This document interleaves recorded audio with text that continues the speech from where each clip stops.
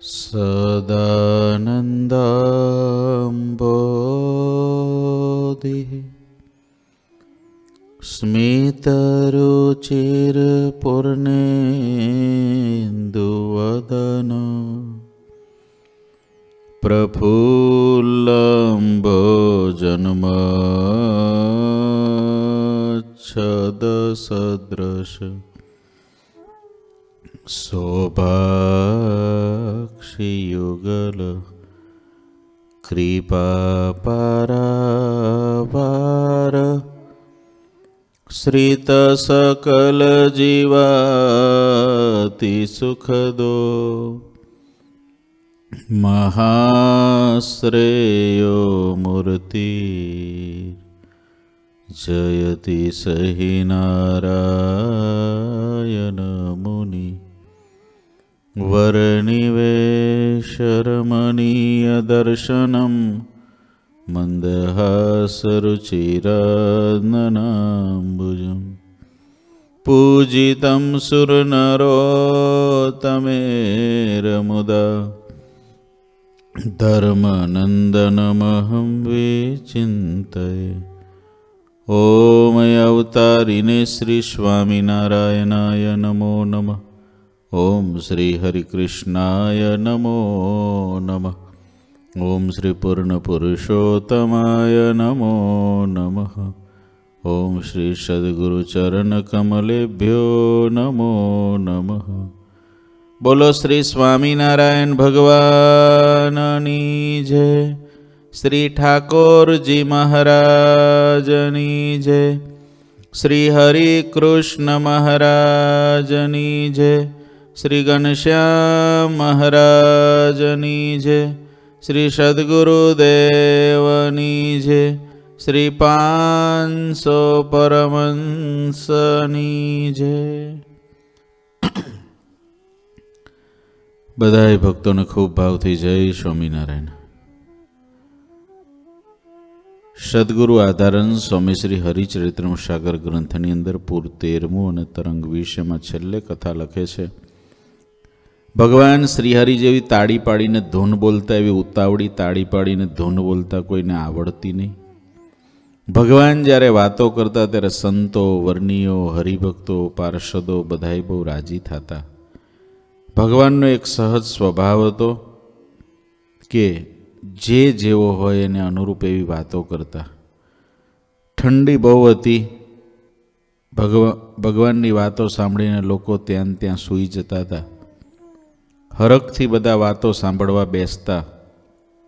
ભગવાનના સુખને લીધે કોઈ પણ દુઃખી થતા નહીં. ભગવાનનું એટલું સુખ આવતું હતું, કોઈ દુઃખ એમને અડતું નહોતું. અને ભગવાનને દુઃખ ના લાગે એટલે ક્યારેય કોઈ ઠંડીની ફરિયાદ કરતા નહીં.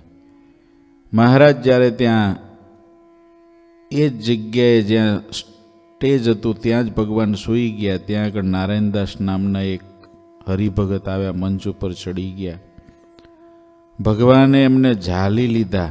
ચોર ચોર ચોર એવી બૂમ પાડવા લાગ્યા. અને પછી મહારાજે ચોકી પહેરાવાળાને થોડું કીધું, તમને બધાને છૂટા કરવા. તો કે મહારાજ, જેની ચોકી હતી એને છૂટા કરો, બધા પાર્ષદોને નહીં. એટલે જેનો ચોકી પહેરો હતો એને છૂટા કર્યા. અને પછી મહારાજ બધુંય પોતાના વસ્ત્ર અલંકારો હતા બધા કાઢીને ફેંકવા લાગ્યા. મહારાજ કે જેમાં ભય હોય એવી કોઈ પણ વસ્તુ અમને ગમતી નથી. જેમાં ભય રહેલો હોય એમાં અમને શોભા દેખાતી નથી. સોનાએ કરોડો શરીરોનો નાશ કરાવ્યો છે, માટે આ સોનું અમારે પહેરવું નથી. એમ કરીને મહારાજ ઘા કરવા લાગ્યા. એવી ઘટના ઘટી છે. ત્યાર પછી સદગુરુ આધારન સ્વામી લખે છે, અનાદિ મહામુક્તરાજ આદિ ગુરુદેવ સ્વામી શ્રી ઉત્તમ રાજાને કથા સંભળાવે છે. પૂર 13મું ને તરંગ 21. શ્રી હરિ અંબર એકહી પેર રખે નિજ અંગ. શ્રી હરિ અંબર એકહી પેર રખે નિજ અંગ. દૂજે ઉતારી ફેંક દિન ત્યાગ દિન ઉછરંગ શ્રી હરિ અંબર એકહી પેર રખે નિજ અંગ દૂજે ઉતારી ફેક દિન ત્યાગ દિન ઉછરંગ રામદાસજી સમીપહી અંબર ફેકે જેતે જીવબાઈ કે પાસહી ભૂષણ ફેકે તે જીવબાઈ કે પાસહી ભૂષણ ફેકે તે શ્રી હરિએ પોતાના શરીર ઉપર એક જ વસ્ત્ર પહેરેલું રહેવા દીધું હતું. બીજા બધા વસ્ત્ર ઉતારીને ફેંકી દીધા હતા અને બધો ઉમંગ પણ તજી દીધો હતો. બધા વસ્ત્ર ભાઈ રામદાસજી સ્વામી પાસે ફેંક્યા હતા અને બધા ઘરેના જીવબા તરફ ફેંક્યા હતા. ત્યાં બેઠેલા પર્વતભાઈએ શ્રીહરિની ચતુરતા દેખીને મર્મભર્યા શબ્દો કહ્યા, કારણ કે તેઓ શ્રીહરિના અત્યંત સુહૃદ હતા. એમને કીધું, જુઓ તો ખરા શ્રીહરિની રીસ કેવી છે. રીસમાંય ઘણું ડાપણ ભર્યું છે. એક રીસના બાને કેટલાય કામ કરી રહ્યા છે. ભગવાન જ્યારે મનુષ્ય ચરિત્ર કરે ત્યારે ભગવાનમાં સ્થિર બુદ્ધિ બહુ ઓછાની રહી છે. ભગવાનના અતિ પ્યારા ભક્તો કહેવાતા હોય એને પણ ભગવાન જ્યારે મનુષ્ય ચરિત્ર કરે છે ત્યારે શંકાઓ થઈ છે, પ્રશ્નો થયા છે. ભગવાન શ્રીહરિ પણ મનુષ્ય ચરિત્ર જ્યારે કરતા ત્યારે અમુક પ્રકારના મનુષ્ય ચરિત્રના દર્શન બધા નહોતા કરી શકતા. બધાને એ ચરિત્ર પાચ્ય નહોતું. પોતાના શરીર ઉપર પહેરેલા વસ્ત્રો બધા ભાઈ રામદાસજી સ્વામી, સદગુરુ રામાનંદ સ્વામીના મંડળમાં એક વડીલ સાધુ, શ્રીજી મહારાજના મોટા ગુરુભાઈ, એમના તરફ બધા વસ્ત્રો ઉતારીને નાખ્યા અને ઘરેનાઓ હતા એ બધાય જીવબા તરફ ફેંક્યા અને જે મોઢા ઉપર જે એમની હાસી હતી એ બધી ગાયબ કરી દીધી અને રીસાઈ ગયા હોય એવું બિહામનું સ્વરૂપ ભગવાન શ્રીહરિએ ધારણ કરી લીધું. આટલા બધા લોકોની વચ્ચે આવું અચાનક કરવું એ ગેરવ્યાજબી જેવું જ છે. આટલા બધાની વચ્ચે આવી રીતે વર્તન કરવું એ યોગ્ય તો નથી જ.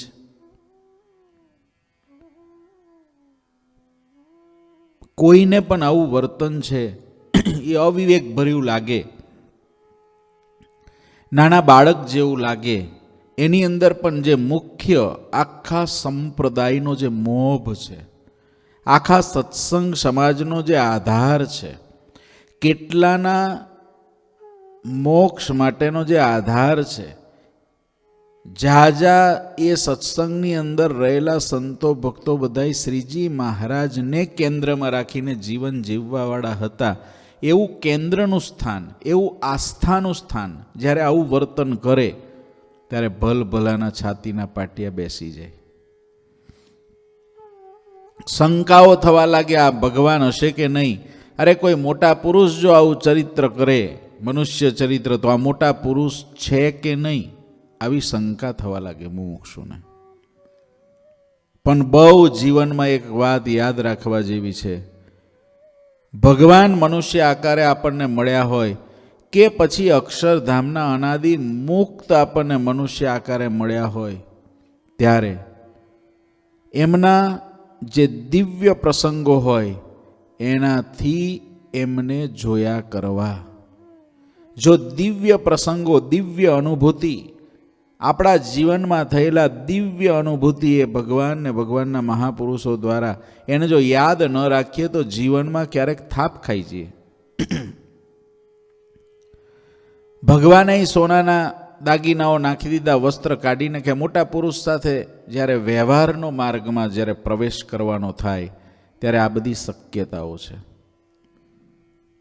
મોટા પુરુષ કાંઈ વસ્ત્ર કાઢીને ઘરેના પહેરતા ના હોય, પણ મોટા પુરુષો સાથે મનુષ્ય ભાવ આવવાના કારણ વ્યવહાર, એમની સાથે જ્યારે લેવું દેવું, બોલવું ચાલવું એ બધું પડે ત્યારે એમાં પક્ષપાત દેખાય. એમને કોઈ સ્થાન, કોઈ વ્યક્તિ, કોઈ પદાર્થ તરફ પક્ષપાત, ખેંચાણ બધું દેખાય, વ્યવહાર થાય ત્યારે. પણ ત્યારે એમના દિવ્ય પ્રસંગોને યાદ રાખવા પડે કે હું કેવો જીવ હતો, આજે મને કેવો કર્યો. જો એ મારા જીવનમાં પ્રવેશ્યા જ ના હોત, જો મારા જીવનના વિધાતાએ બન્યા જ ના હોત, જો એમણે મારા જીવનના આવા લેખ લખ્યા જ ના હોત, તો આજે હું જેવો છું એવો હોત ખરો? મારી પાસે એવી કોઈ ઓપોર્ચ્યુનિટી બીજી આટલી બધી સક્ષમ હતી ખરી? મારી પાસે એવો કોઈ બીજો રસ્તો હતો ખરો? આજે જેવો છું એવો હું, એ જે મહાપુરુષ મને મળ્યા એને બાયપાસ કરીને થઈ શક્યો હોત એવું મારે કંઈ પહેલાં કોઈ પ્રાપ્તિ એવી થઈ હતી? એના ઉપરથી જ ખબર પડી જાય કે મોટા પુરુષ કેવા છે. મોટા પુરુષો સાથે કે ભગવાન મનુષ્ય આકારે હોય ત્યારે જેના સામાન્ય દૈનિક જીવનના પ્રસંગો, દૈનિક જીવનનો વ્યવહાર, એમાં જો આપણે આપણી દિવ્ય અનુભૂતિઓને આપણી નજર સમક્ષ જો ન રાખીએ તો બુદ્ધિનો ડોળ આવ્યા વિના રહે જ નહીં. કલ્યાણના માર્ગે મુમુક્ષુ પાછો પડ્યા વિના રહે જ નહીં. માટે જે આપણું આસ્થાનું કેન્દ્ર હોય, જે આપણું મોક્ષ બિંદુ હોય, જે આપણા આત્યંતિક કલ્યાણ માટેનો બેઝ હોય, જે બેઝ ઉપરથી આપણે આપણી ફ્લાઇટને અક્ષરધામ મહારાજના સ્વરૂપ સુધી પહોંચાડવી છે, એ બેઝ ડગમગે એવું ક્યારેય ન થવા દેવું. દિવ્ય અનુભૂતિ આપણા જીવનમાં આપણને થઈ જ હોય. કોઈ મુમુક્ષુ એવો ના હોય કે જેને ભગવાનને મોટા પુરુષ મળ્યા હોય ને દિવ્ય અનુભૂતિ ના થઈ હોય. અને એક દિવ્ય અનુભૂતિ એ જ કે જ્યારે નહોતા મળ્યા ત્યારે હું કેવો હતો, આજે મળ્યા પછી હું કેવો છું. ભલે 100% ચોખ્ખો ના થઈ ગયો હોય, પણ જો એ ના મળ્યા હોત તો કદાચ અત્યારે 40% હજુ ગંદો હોય કે 40% બગડેલો જીવ હશે, પણ જો એ મળ્યા ના હોત તો 100% બગડેલો હોત. આવો વિચાર કરીને સાચી રીતે પોતાના આત્માને હા પડે એવા વિચાર દ્વારા ભગવાન અને મોટામાં દિવ્ય ભાવે જોડાઈ રહેવું. ભગવાન અને મોટાના સ્વરૂપને નિર્ગુણ, નિર્ગુણ ને નિર્ગુણ, મધ્યનું 13મું ને 14મું, જેને આવી રીતે સમજતા આવડી જશે એને વિઘન નહીં આવે. એને કોઈ દી કેફ ભગવાનનો ઉતરશે નહીં. કલ્યાણના માર્ગમાં પાછો નહીં પડે. ઇન્દ્રિયોને અંતઃકરણનો ગુલામ નહીં થાય. ગમે એવી પરિસ્થિતિઓ થાય એની અંદર અડગ હશે, અડગ. કારણ કે એને તો પોતાના હૃદયની અનુભૂતિ પર વિશ્વાસ છે. કોઈના કયા સાંભળ્યા પર વિશ્વાસ નથી. સામાન્ય વ્યવહારો એની અંદર ભગવાન કે ભગવાનના મોટા પુરુષ કોઈ નિર્ણય આમ તેમ કરતા હોય એમાં એને કાંઈ નથી. એ વિચારે કે આમાં મારું શું બગડી જાય એવું છે. કશું જ નહીં, કશું જ નહીં. જેવો વિચાર મુમુક્ષુ કરે તો ભગવાનને મોટામાંથી પાછો ના પડે. અને વાલા ભક્તો, આપણે બધાએ આટલું જ શીખવાનું છે કે આપણે ભગવાન ને ભગવાનના મોટા પુરુષની અંદરથી પાછા ના પડીએ. ત્યાં પાછા પડ્યા એટલે પછી રહ્યું શું? રહ્યું શું? એક હાથમાં પથ્થરો હતો, એક હાથમાં સોનાની લગડી હતી. સોનાની લગડી પડી ગઈ, હાથમાં રહ્યું શું? એવી રીતે ભગવાનને ભગવાનના મોટા પુરુષ આપણને મળ્યા છે. એનો નિર્ધાર પાક્કો કરવો પડે. ગોપાળાનંદ સ્વામી કે ઠરાવ કરવો પડે. ઠરાવ ના કર્યા હોય ને એટલે ઉડી જાય. ઠરાવ ના કર્યા હોય એટલે કોઈકે કંઈક કીધું ને કોઈકે કંઈક લીધું ને કોઈકનું કંઈક સાંભળ્યું ને કોઈકનું કંઈક જોયું ને થઈ ગયું. જય સ્વામિનારાયણ. કલ્યાણના માર્ગેથી હેઠો પડે. ભગવાન આવા ચરિત્ર કરે ત્યારે જો આપણી દોઢાપણવાળી બુદ્ધિ હોય ને તો એ વખતે પણ આપણે સત્સંગમાં રહી ના શકીએ. તરત જ પ્રશ્ન થાય, ભગવાન હોય તો આવું કરે ખરા? ભગવાનને તો આગળ પાછળનો વિવેક વિનય બધું જ હોય, પણ ભગવાન તો અલમસ્ત જાતિ છે. અલમસ્ત જાતિ ભગવાનની, શું કરે એનું નક્કી નહીં. અને મોટા પુરુષો પણ ભગવાનમાં અલમસ્ત છે એટલે એને વ્યવહારની રીત જે છે જગતને મળતી ના આવે. એનો વ્યવહારનો જે નિર્ણય છે જગતને મળતો ન પણ આવે. આપણી બુદ્ધિ જગત સંબંધી હોય, મોટા પુરુષની બુદ્ધિ ભગવાન સંબંધી હોય. આપણે મન બુદ્ધિ ચિત્ત અહંકાર ચારના ભેદે સહિત જીવતા હોઈએ. મોટા પુરુષને મન બુદ્ધિ ચિત્ત અહંકાર બધામાં એક જ જીવની જ વૃત્તિ હોય. મધ્યના 63 પ્રમાણે એટલા બળિયા હોય. ત્યાં બેઠેલા પર્વતભાઈ જે હતા એને મહારાજને શું કહ્યું ખબર છે? મહારાજની ચતુરતાના દર્શન કર્યા અને મર્મ ભર્યા શબ્દ બોલ્યા. એ ભગવાનને બહુ સુહૃદ એટલે આત્મીય હતા. ભગવાનના પર્વતભાઈ આત્મીય, બોલો, ભગવાનના સુહૃદ હતા એમ કીધું. ભગવાનનો પર્વતભાઈનો આત્મા એક જાણે. ભગવાન ને પર્વતભાઈનું હૃદય એક. ભગવાન જે વિચારે, જે વૃત્તિમાં ભગવાન લાવે એ પર્વતભાઈને ખબર પડી જાય.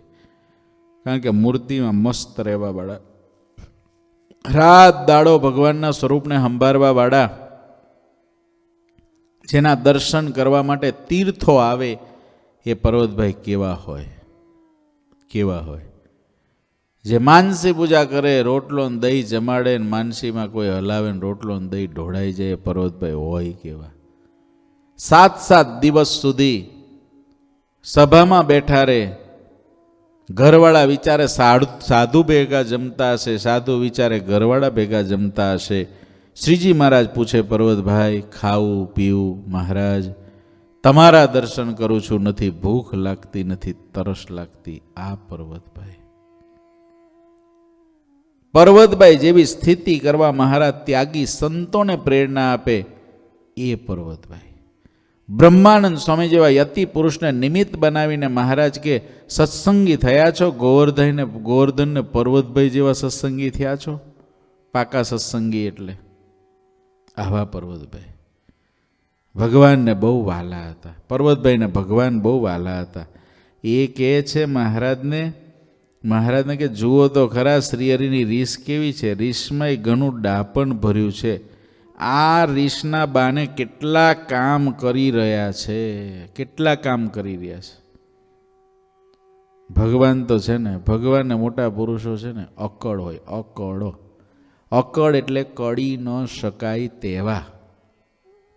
આ જગતનું કંઈ કડવું હોય તો બુદ્ધિથી કળી શકાય. ભગવાનને મોટા બુદ્ધિથી ન કળાય, એ તો કેવળ હૃદયના ભાવથી કળાય. હૃદયનો આપણો વિશુદ્ધ ભાવ એમના પ્રત્યે હોય ત્યારે એ જ આપણા હૃદયમાં પ્રવેશ કરીને એમના અભિપ્રાયોને સમજાવતા હોય છે. ભગવાનના ને મોટા પુરુષોના અભિપ્રાય જીવ ક્યારેય સમજી શકતો નથી. ગુણાતીતાનંદ સ્વામી કહે છે, મચ્છરિયું આકાશનો તાગ કેમ લઈ શકે? એમ મોટાનો અભિપ્રાય તો જણાય જ નહીં. ભેડો રે તોય ના જણાય, સેવા કરે તોય ના જણાય. સ્વામી કે સૂર્ય સામે પતંગિયું હોય શું જાણે? ધૂળ જાણે. એમ મોટા પુરુષો સૂર્ય જેવા છે. એના અભિપ્રાયને તો એ આપણા હૃદયમાં પ્રવેશ કરીને આપણને સમજાવે તો જ સમજાય. માટે વાલા મુક્તો, વાલા ભક્તો, જે જગ્યાએ જ્યાં રહીએ, જ્યાં હોઈએ, આપણને મળેલા આપણા ભગવાનના વાલા સત્પુરુષ, મોટા પુરુષ, બસ એમાં અખંડ નિષ્ઠાનો ભાવ, અખંડ વિશ્વાસનો ભાવ, આપણને બહુ જુદી રીતના કરશે. પણ આપણને જે મળ્યું હોય, આપણને મળેલા આપણા ઠાકોરજી મહારાજ, આપણને મળેલું આપણું લોયા ધામ, આપણને મળેલી આપણી મુક્તાનંદીય પરંપરા, આપણને મળેલા મુક્તાનંદીય પરંપરાએ સદગુરુના દિવ્ય આશીર્વાદ, આપણને મળેલા પ્રગટ સદગુરુ, આપણને મળેલા લોયાધામ પરિવાર સંત મંડળના સંતો ભક્તો, એમાં આપણને જો અપૂર્ણપણું મનાતું હોય, આપણને એમાં કંઈક ખાલીપણું લાગતું હોય તો ક્યારેય ભર્યા ભર્યા નહીં થવાય. પણ આપણને એમ લાગશે આત્યંતિક કલ્યાણના જેટલા સોપાનો છે એ બધાય મહારાજે મને સ્વયં આપ્યા છે.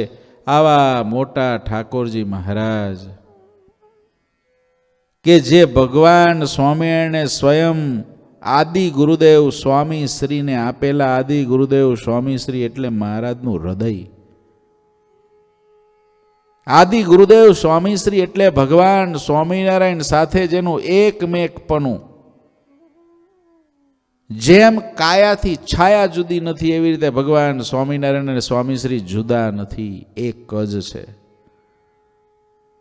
અમારે આદિ ગુરુદેવ સ્વામીશ્રી ઉપર ઘણું હેત, આ મુક્તાનંદ સ્વામી પર ઘણું હેત એમ મહારાજ કહે છે.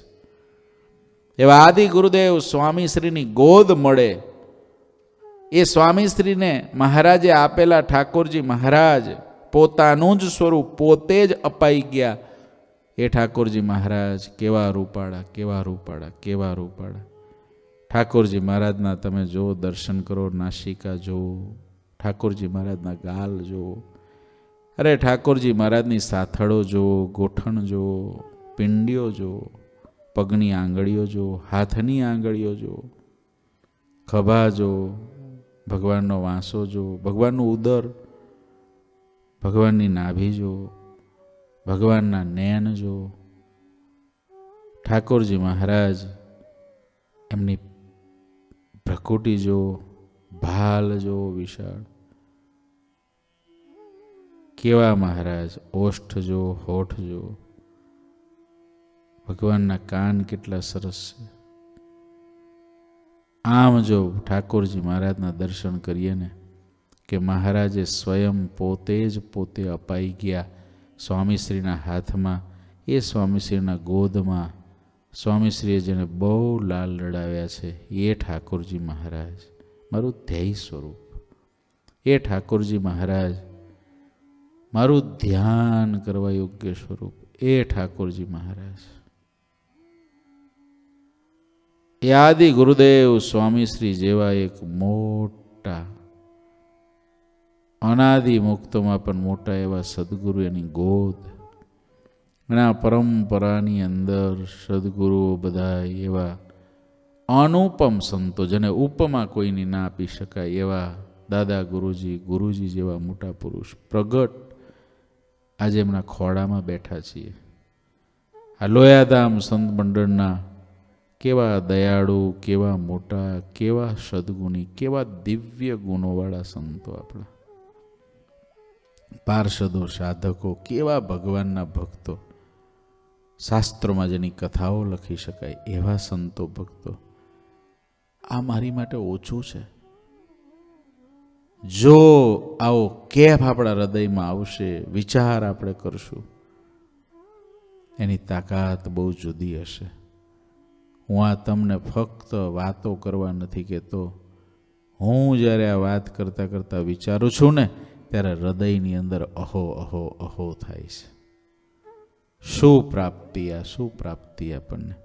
માટે વાલા મુક્તો, જે મળ્યું છે એને માનીએ, જે મળ્યું છે એને ચાખીએ, જે મળ્યું છે એને વિચારીએ.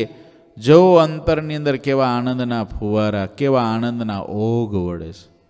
પણ જે મળ્યું છે એને નથી વિચારતો, જે મળ્યું છે એના વિશેનો કોઈ વિચાર, કોઈ સંકલ્પ ક્યારેય નથી કરતો, અને બીજું બધું વિચારે છે એને ક્યારેય પણ આ પ્રાપ્તિ સમજાતી નથી.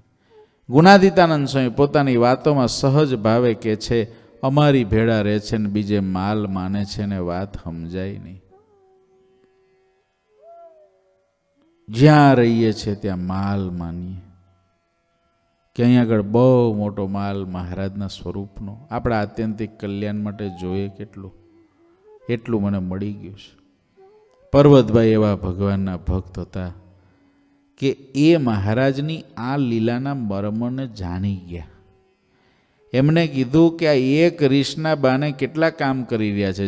જે મહારાજ કામ કરી રહ્યા છે એ બધા આગળ આવશે, વર્ણન કરશે સ્વામી. પણ મહારાજ એટલા બધા, કારણ કે ભગવાનને મોટાનું કાર્ય કોઈ પણ કારણ વિનાનું ના હોય, એને કારણ હોય જ.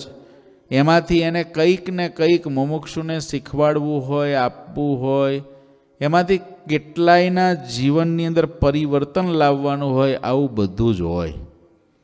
એટલે પર્વતભાઈ તો જાણે છે કે મહારાજનું આ કાર્ય કારણ સહિત છે ને આટલા કારણો છે. રામદાસ ભાઈ પ્રતિજેહા, રામદાસ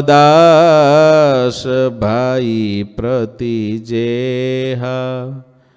પર્વત ભાઈ બોલત ભય તેહા, પર્વત ભાઈ બોલત ભય તેહા, અંબર જેહી સમય હરિ ત્યાગે, અંબર જેહી સમય હરિ ત્યાગે, શીતલ વાયુ તબ બહ નહીં લાગે, શીતલ વાયુ તબ બહ નહીં લાગે, ઓઢાવન જાવે વસન જન કોઈ, દૂર વસન ફેંક દેવે સોઈ, ઓઢાવન જાવે વસન જન કોઈ, દૂર વસન ફેંક દેવે સોઈ, અગમાય નહીં કોઈ શૈલેષાય, અગમાઈ નહીં કોઈ શૈલેષાય, સે રૂપ ધરે મહામુનિ સાય, સે રૂપ ધરે મહામુનિશા. પર્વતભાઈએ આ શબ્દ ભાઈ રામદાસજીને જ્યારે કહ્યા કે સ્વામી આ મહારાજનું જે વર્તન છે એમાં ઘણો મર્મ રહ્યો છે, ઘણું કામ કર્યું છે મહારાજે, આમાં ઘણું બધું બતાવી દીધું છે. અને શ્રીહરિએ જ્યારે બધા વસ્ત્ર ફેંકી દીધા એ વખતે ઠંડો પવન ફૂંકાવા લાગ્યો. પર્વતભાઈ આ બોલતા હતા, ભાઈ રામદાસજી સ્વામી સાંભળતા હતા. જોઈ રહ્યા ભાઈ રામદાસજી સ્વામી આમ વસ્ત્રો બધા સ્વામી બાજુ નાખે અને ઘરેના બધા જીવબા બાજુ નાખે. સ્વામી તો જોઈ રહ્યા. પર્વતભાઈ આવું બોલ્યા. એ વાતાવરણ એટલું ગંભીર થઈ ગયું હતું કે ત્યાં આગળ સભામાં બેઠેલા સંતો, ભક્તો, હરિભક્તો બધાય ગભરાહટમાં. શું થઈ ગયું? અચાનક પેલો હરિભગત હતો. હરિભગત તો એને ઈચ્છા હતી ઘણા સમયથી કે મહારાજની આરે હુઈ જવું છે, એટલે હુતા ચોર કરીને એને પકડ્યા. પછી ખબર પડી હરિભગત છે. તો હવે હરિભગત હતા પછી કોઈ આટલું મોટું વાતાવરણ કરવાની કોઈ જરૂર જ નહોતી. પણ મહારાજે કહ્યું કે તમને અમારી કોઈ ચિંતા જ ક્યાં છે? અમારા સુધી આજે આ ભગત બેઠા, કાલ ચોર પહોંચી ગયો હોત તો? અને અમે આ સોનું પહેર્યું છે એટલે જ બધી ઉપાધિ છે ને. પણ પેલો તો હરિભગત હતો, એ ક્યાં ચોરી કરવા આવ્યો હતો? પણ મહારાજે પ્રસંગ ઊભો કર્યો. ભગવાનને મોટાનું ચરિત્ર ઘણી વખત ઊભું કરેલું હોય, ઊભું કરેલું જ હોય. એને નક્કી કરેલું હોય કે આજે મારે આ પ્રકારથી બોલવું છે, આ પ્રકારથી વર્તવું છે, આ પ્રકારથી કરવું છે, પછી કરે. આપણી જેમ ન ચકરડી ચડેન કરવા લાગે. એને ચકરડી પોતે પહેલાં નક્કી કરી દીધી હોય કે આટલી ચકરડી ફેરવવી છે અને પછી ફેરવે. જીવને એવું હોય કે ચકરડી ચડી જાય એટલે તો ઉતરે નહીં. કેટલાકને ચડે તે જો 2-3 દિવસ સુધી ઉતરે જ નહીં ચકરડી મગજમાંથી. ભગવાનને મોટાને એવું ના હોય, કારણ કે એને ચડાયેલી પોતે હોય એટલે ચડાઈ અને 2 મિનિટમાં પાછી ઉતારવી તો ઉતાર નાખે. જાને પેલી કંઈ ચકરડી ચડી જ નહોતી. અને જીવને તો ચડે ને તો 2-3 દી એ ઉતરે, એ પૂરી તો ઉતરે નહીં, 2-4 આંટા તો રહી જ જાય. એ પાછા 2-3 વર્ષે પાછા એ આંટા ફરી આમ જોવે ત્યારે ખબર પડે કે હજુ 2-4 તો ચડેલા છે, હજુ બધા ઉતર્યા નથી. જીવનું તો એવું છે. જ્યારે ભગવાનને મોટાનું એવું નથી. પર્વતભાઈએ ભાઈ રામદાસજી સ્વામીના શબ્દો કીધા ત્યાં ભગવાનની ઈચ્છાથી ઠંડો પવન ફૂંકાવા લાગ્યો. એ વખતે કોઈ ભક્ત શ્રીહરિને વસ્ત્ર ઓઢાડવા જતા ત્યારે તરત જ શ્રીહરિ વસ્ત્રને દૂર ફેંકી દેતા હતા. કોઈ ભગવાનને ઠંડી ના લાગે એટલે ઓઢાડવા જાય તો એટલું બધું મોઢું બગાડે ને એવો ક્રોધ કરે ને કપડું કાઢીને ઘા કરે પાછા. મુનીશ્વર શ્રીહરિ એવું રૂપ ધાર્યું કે માનો એમને કોઈ વસ્તુ કે વ્યક્તિ લેશ માત્ર પણ ન ગમતી હોય. મેન આ વસ્તુ છે. ભગવાન જીવ પ્રાણી માત્રને સમજાવવા માંગે છે કે હે જીવો, હે આત્માઓ, હું જે કાંઈ ગ્રહણ કરું છું એ કેવળ તમારા કલ્યાણને અર્થે કરું છું. મારે આમાંથી કશું જ લેવાનું નથી. તમારા આપેલા સોનાના આભૂષણો કે તમારા આપેલા મોંઘા વસ્ત્રો, એનાથી મને કંઈ જ ફેર પડતો નથી. હું તો જંગલના જોગી જેવો છું. મહારાજ પોતાની સ્થિતિના દર્શન કરાવે છે. ભગવાનને ભગવાનના મહાપુરુષો જંગલના જોગી જેવા હોય.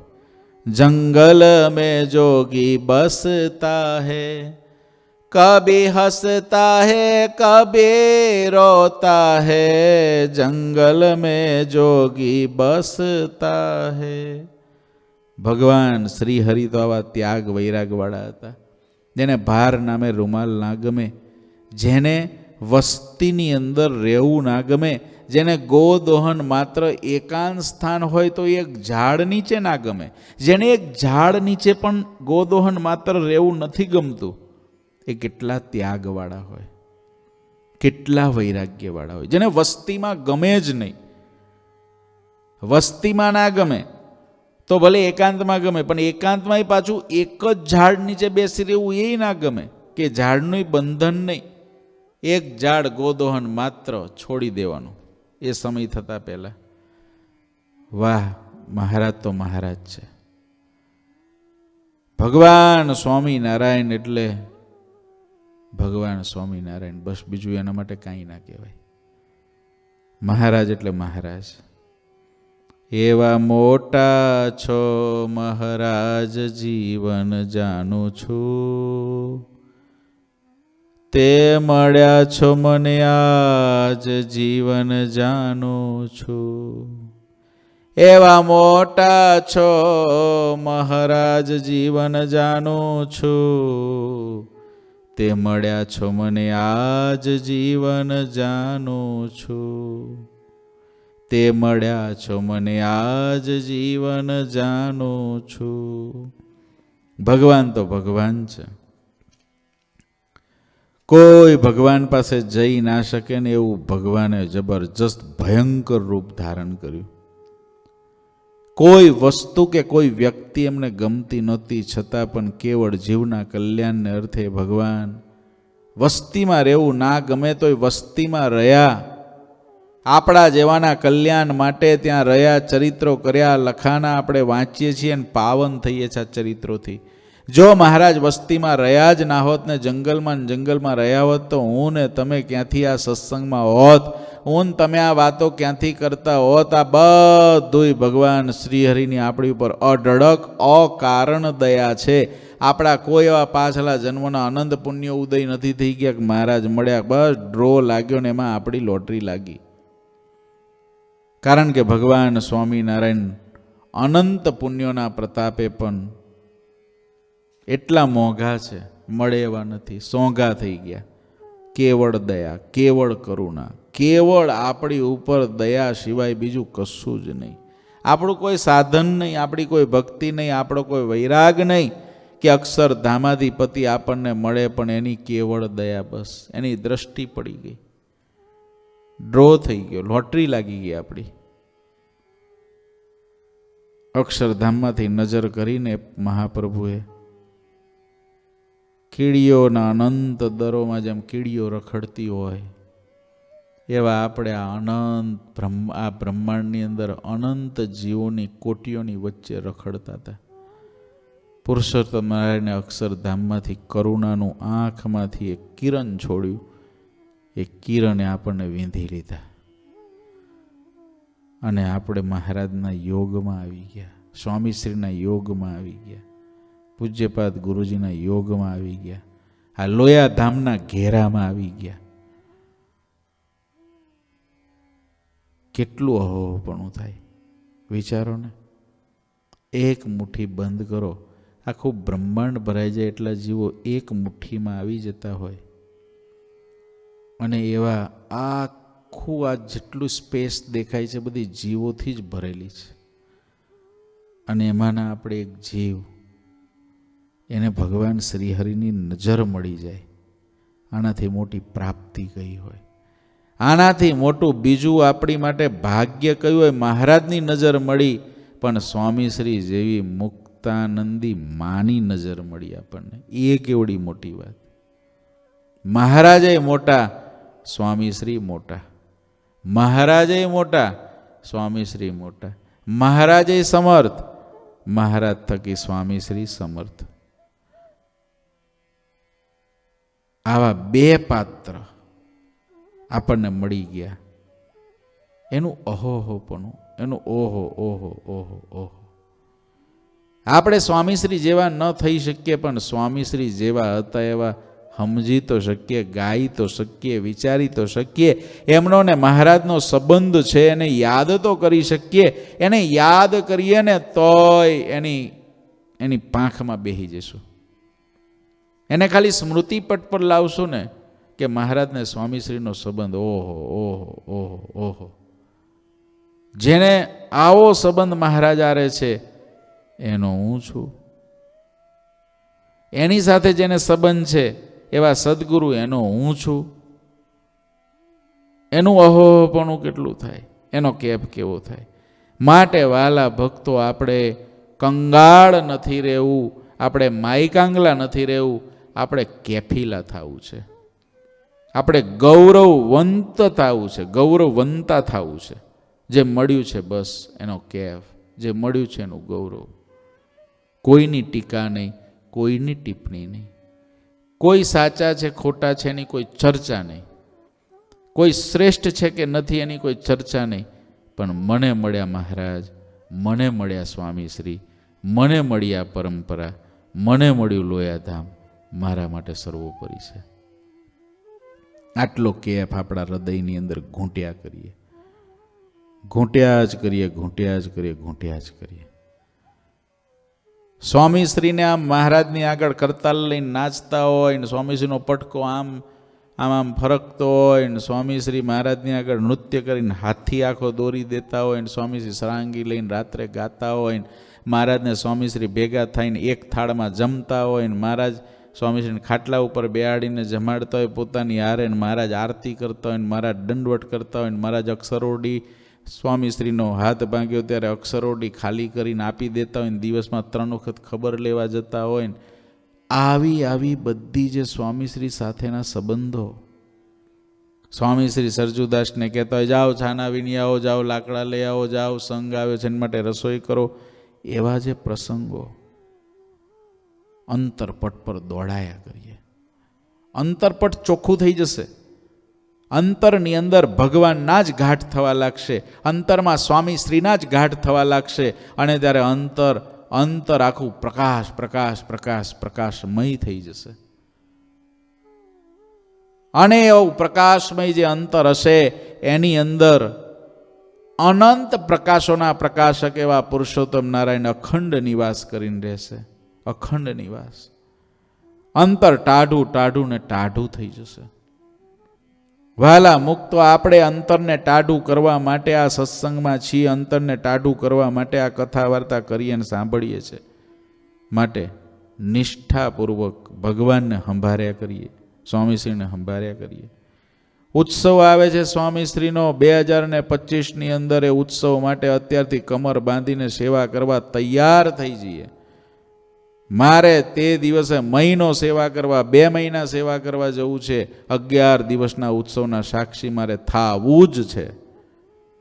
પરિવાર સહિત થાવું છે. ધારીશું તો થશે.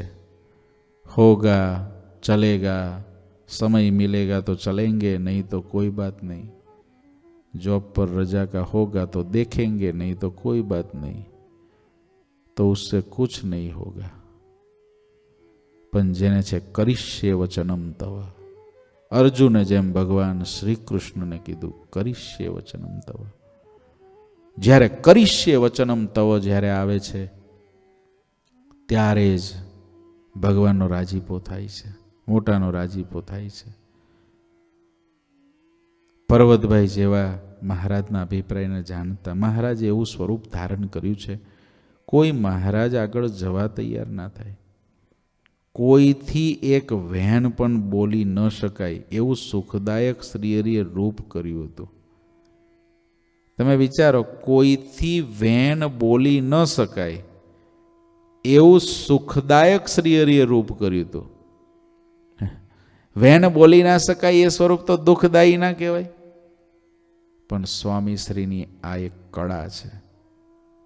આગળ મેં કીધું હતું, ભગવાનનું લટકું છે એનું વર્ણન કરતા મને આવડતું નથી. એ સ્વામી શ્રીની મૂર્તિમાં ડૂબવાની જબરજસ્ત લટક હતી.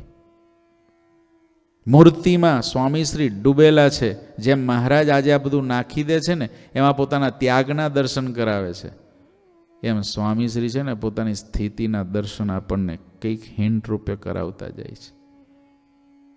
સ્વામીશ્રીની સ્થિતિ કેવી છે જો, જ્યાં વેણ ના બોલી શકાય, જ્યાં આગળ ભગવાને એકદમ આમ ભયંકર રૂપ ધારણ કર્યું છે, એને સ્વામીશ્રી કહે છે સુખદાયક શ્રી હરિએ રૂપ કર્યું હતું. સુખદાયક. સભા આખી બોલી નથી શકતી, હલી નથી શકતી, કોઈ પાસે જઈ નથી શકતું. બધાના મન ચકડોળે ચડી ગયા, શું આ કરે છે ભગવાન? એને સ્વામીશ્રી લખે છે સુખદાયક. સ્વામીશ્રી કેવા હશે?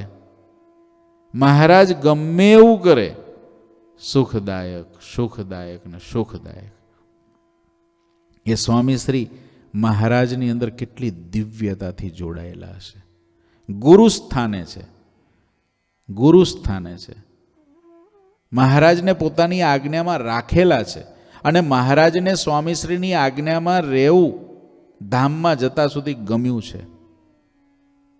મહારાજનું કોઈ પણ કાર્ય સ્વામીશ્રીની પર્સનલ મિટિંગ વિના થયું નથી. કોઈ પણ કાર્ય ગમે ત્યાં હોય પણ સ્વામીશ્રીની સલાહ સૂચન લીધા વિના મહારાજે કર્યું જ નથી. કોઈને વિમુખ કરવાની વાત હોય, સત્સંગમાંથી કાઢી નાખવાની વાત હોય તોય ભલે, અને કોઈને સત્સંગમાં અપનાવવાની વાત હોય તોય ભલે, ચાહે સંપ્રદાયના કોઈ મોટા નિર્ણય કરવાનો હોય તોય ભલે, પણ સ્વામીશ્રીને તો મહારાજ રાખે છે. એ સ્વામીશ્રીની મોટપ મહારાજે લોજમાં સ્વીકારી, ત્યાંથી માંડીને ગઢપુરમાં 1886ના જેઠ સુદ દસમ સુધી સ્વામીશ્રીની મોટપ મહારાજે પોતે હૃદયથી સ્વીકારી છે. એ સ્વામીશ્રી કેવું પાત્ર! આવા વિચારો કરીએ ને ત્યાં અંતર નિર્મળ થતું જાય. કારણ કે આ નિર્મળ પુરુષો, માન સરોવર એક દ્રષ્ટાંતના રૂપમાં, બાકી માન સરોવર પણ સ્વામીશ્રીના હૃદય પાસે મેલું લાગે. કહેતા એવું વિશુદ્ધ હૃદય કે જેના હૃદયની અંદર પુરુષોત્તમ નારાયણ અખંડ વિરાજે, જેના રોમે રોમમાં પુરુષોત્તમ નારાયણ અખંડ વિરાજે. બસ એવા મોટા પુરુષ જેમના હૃદયમાં એ પુરુષોત્તમ નારાયણ સાથે અખંડ દાદા ગુરુજી સુધીના સદગુરુ બિરાજે છે, એવા ગુરુજી, એવા મોટા પુરુષ, બસ એના હૃદયમાં આપણું સ્થાન થઈ જાય. આપણી શક્તિ પ્રમાણે ચકલી કેટલું કરે, કીડી કેટલું કરી શકે. મોટાને ખબર હોય કે આ કીડી જેવો છે એટલે કીડી જેટલું કરશે, પણ રાજી થાય. એમ આપણે મંડવાનું છે, હિંમત નથી હારવાની. કોઈથી એક વહેન નહોતું બોલાતું તોય સ્વામીને કેવું લાગ્યું? સુખદાયક સ્વરૂપ લાગ્યું મહારાજનું. મહારાજે ભયંકર સ્વરૂપ ધારણ કર્યું, પણ સ્વામી સ્ત્રીને સુખદાયક લાગે છે. એવું સુખદાયક શ્રીહરિએ રૂપ કર્યું હતું, એમ ના કીધું દુઃખદાયક. સૌ એકબીજાની સામે જોઈ રહ્યા. અસંખ્ય સંતોને હરિભક્તો બેઠા હતા, અસંખ્ય, અને બધા એકાબીજાની સામું જ જોયા કરે કે આ શું થઈ રહ્યું છે, કંઈ ખબર પડે તમને? શું છે આ બધું? શું થયું મહારાજને? કોઈ બોલી નથી શકતું, પણ તોય ભગવાનનું સ્વરૂપ તો સુખદાયી. ભગવાને ઋષિ સ્વરૂપ ધારણ કર્યું ત્યારે બધા, કોઈ લક્ષ્મીજી પણ ભગવાન પાસે જવા તૈયાર ના થયા કે અત્યાર ના જવાય. હિરણ્યકશિપુને આંખો આમ નખથી ફાડીને બધું બહાર કાઢીને આંતરડા લટકાયા ને ગળે, બધાને લાગ્યું કે આ અત્યાર પાસે જવાય નહીં. મોટા મોટા ઈશ્વરો અને દેવતાઓ બધા નૃસિંહ સ્વરૂપ જોઈને જ ડરી ગયા. પણ પ્રહલાદ જેવો નાનો બાળક, એને નૃસિંહ સ્વરૂપ સુખદાયક લાગતું હતું. ભગવાનના ખોળામાં જઈને પ્રહલાદજી બેઠા. ભગવાનને કે હું તમારા ભયાનક રૂપથી ડરતો જ નથી, અને તમે મારી આ રક્ષા કરીને હું રક્ષા માનતો જ નથી. પ્રહલાદજીને ભગવાન સુખદાયક લાગ્યા, બાકી બધાને ભગવાન તેથી ભયાનક લાગ્યા. અહીં આગળ આદિ ગુરુદેવ સ્વામી શ્રી કહે છે મહારાજનું સુખદાયક સ્વરૂપ. આખી સભા એકાબીજાને સામું જોવે છે કે આ શું થઈ રહ્યું છે, શું થશે, જેને વીજળી પડી હોય એવું વાતાવરણ સર્જાનું છે. પણ આદિ ગુરુદેવ સ્વામી શ્રી આ વાતાવરણ સર્જવાવાળા પુરુષોત્તમ નારાયણને સુખદાયક જોવે છે. બસ આ દ્રષ્ટિકોણ ભગવાનમાં થઈ જાય, આ દ્રષ્ટિકોણ મોટા પુરુષમાં થઈ જાય તો વાલા ભક્તો આત્યંતિક કલ્યાણ માટે કોઈ વસ્તુ બાકી રહેતી નથી. એવી સરસ મજાની સમજણ સ્વામીશ્રીની છે, એના એ દર્શન થાય છે. અહીં આગળ 7 કડી પૂર્ણ થાય છે. બોલો શ્રી ઠાકોરજી મહારાજની જય. શ્રીપતિમ શ્રીધરમ સર્વદેવેશ્વરમ ભક્તિધર્માત્મજમ વાસુદેવમ હરે માધવમ કેશવમ કામદમ કારણમ સ્વામિનારાયણમ નીલકંઠમ ભજે. શ્રી ઠાકોરજી મહારાજની જય.